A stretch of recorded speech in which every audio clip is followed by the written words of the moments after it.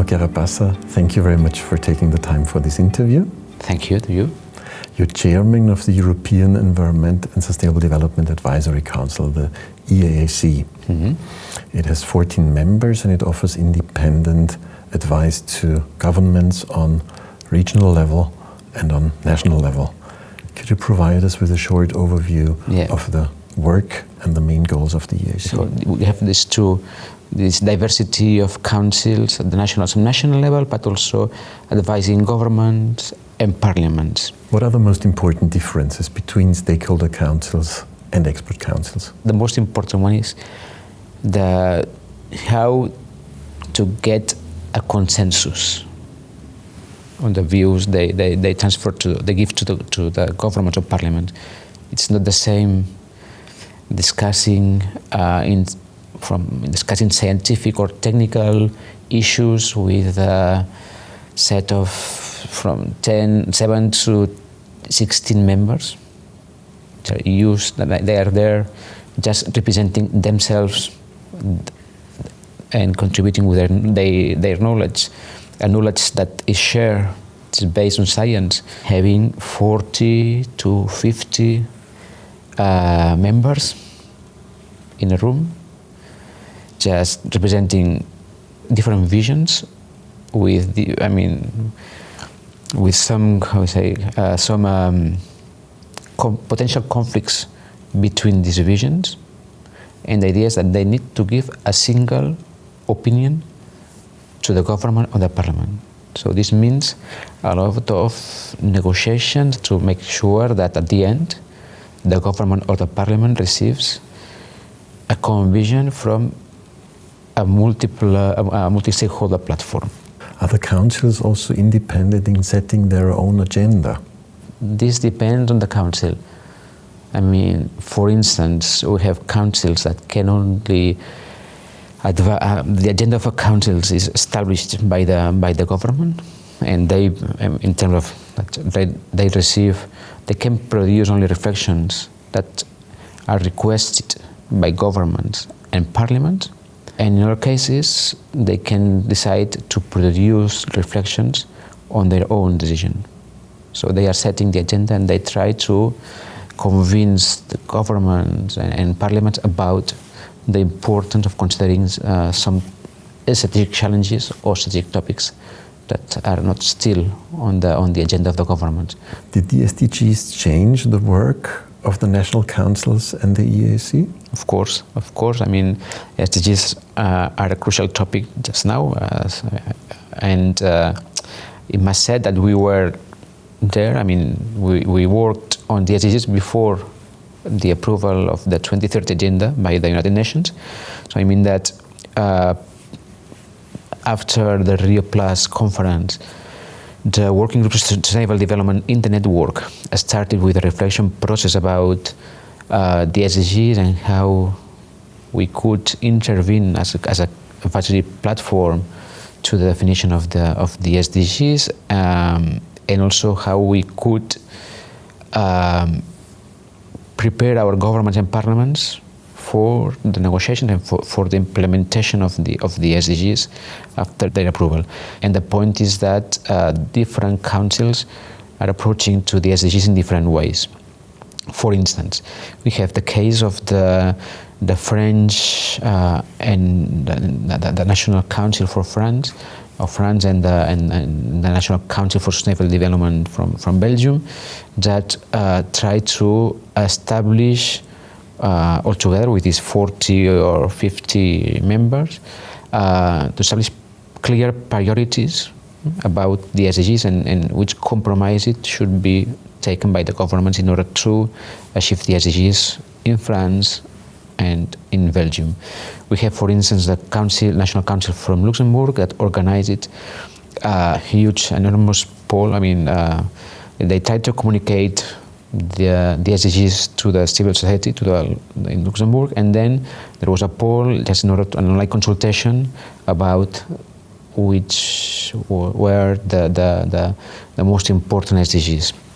Then we have the case of the National Council of Portugal that is working on concrete projects with local municipalities in order to localize the SDGs at the very local level. But we have also the case of Germany, where we have the National Council for Sustainable Development, which is another stakeholder council that has many projects on the SDGs. For instance, they have the SDG Open Club Berlin, which is a international platform for change, of experiences about the implementation, the achievement of the SDGs. They have created Sustainably 2030, which is a scientific platform in order to transfer scientific knowledge to the German federal government and society about the SDGs. So there are many national initiatives that foster the role of these councils. There is also the new Global Sustainable Development Report for 2019 that mentions that government should form such national councils with the aim of, and I quote, valorize available evidence and strengthen knowledge diplomacy. Do these councils have sufficient capacities, resources and expertise to meet this request? This is a good question. I mean, it depends. It depends. We have councils in terms of human and economic resources. We have huge differences. I mean, we have councils in Europe which are, the members have received a compensation for time for they put for all the dedication they have in the council. In some other councils, for instance, in Portugal, in Catalonia, etc., the members are there in a voluntary basis. So they are also in Luxembourg, and they work there. They put the effort, but they work in an honorary basis. This is in terms of, and it's quite different if you have, this basis in order to work. You work in a very different way. But another point is also the level of recognition they have from the governments or parliaments. It's not only a matter of resources, but also about recognition and how governments and parliaments take their opinion, or the opinion of these councils seriously. It depends, but this also depends on the ability of the councils, of the chair and the members of the councils and the staff of the councils to get some moral authority, some scientific authority, and also their ability to find the best way to engage the government and the parliament in the process of reflection. So it's a mixed. From the point of view of the network, we have a working group that mainly works on this. The network has been an observer to the European Commission Multi-Stakeholder Platform for the implementation of the SDGs in Europe. We have also been partner of the United Nations in the SDGs, in the different SDG Festival of Action in Bonn. We have been also involved, and we are involved also in the new global forum of advisory bodies on the SDGs that was just launched in New York in September 2019. And we have also we have regular contact and initiatives with the European Economic and Social Committee on the SDGs. You already mentioned that the EEAC, like the ESDN, is an observer in the European Commission's multi-stakeholder platform on SDGs. How would you assess the work of the multi-stakeholder platform? Well, I think that from our personal point, we really welcomed the establishment of this platform. We thought and we think that it was, or it is, and it will be, hopefully, a good place to share visions and try to create a common vision on how Europe should make the transition to a more sustainable scenario. The platform is also a good place, or should be a good place for change, changing experiences and looking for new common projects. And obviously, it's an excellent place to. The main duty or the main function is to advise the European Commission. And if this platform, as the European Council considered, should continue, and I hope so, I think that we should try to improve it from different perspectives. First of all, time. If we want to have a deliberative, a forum for discussion and for a change, we need more time.